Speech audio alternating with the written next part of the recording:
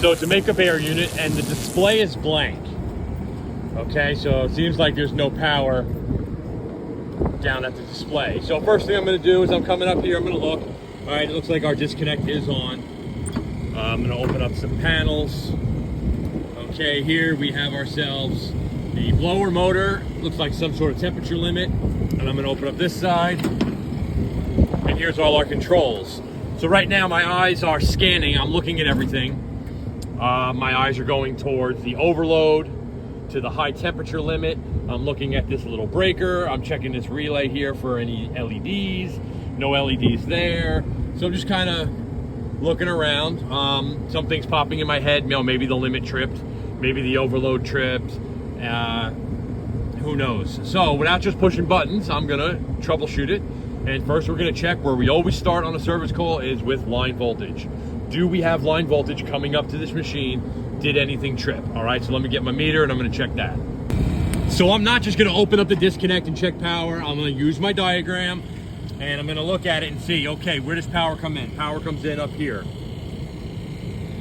All right, and it goes through that 3-pole switch, SW-01. Comes in, there's 2 taps here that feed the transformer. And then the 3 legs all go to the line side of ST01, which is the starter overload, or the starter and then the overload. So we're gonna check our 3 phases right here on the line side of the contactor.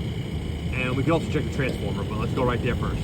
All right, so it's kind of hard to film with one hand and use my meter, but if we go here to L1, L2, and L3, I have 493 there, and if I go between L2 and L3, 490, and if I go between 1 and 3, 490.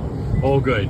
Then if I go here on the entering side of that transformer, we have 490. Okay, so all that looks good. Coming down here to this 120 transformer, let's see, do we have 120? We do. Okay, so now we're gonna see where does the power go downstairs and the controls to feed the panel that's down there. And we're gonna, again, go back to our diagram. Okay, so it looks like, sorry, it's really windy up here. All right, the 120 goes through this circuit breaker and goes downstairs to that panel, terminals 1 and 2. So let's check. I checked here, we had 120 going here to the entering side of that little circuit breaker. Let's check the leaving side of the circuit breaker. All right, so if we go, we got 120 there, and no power.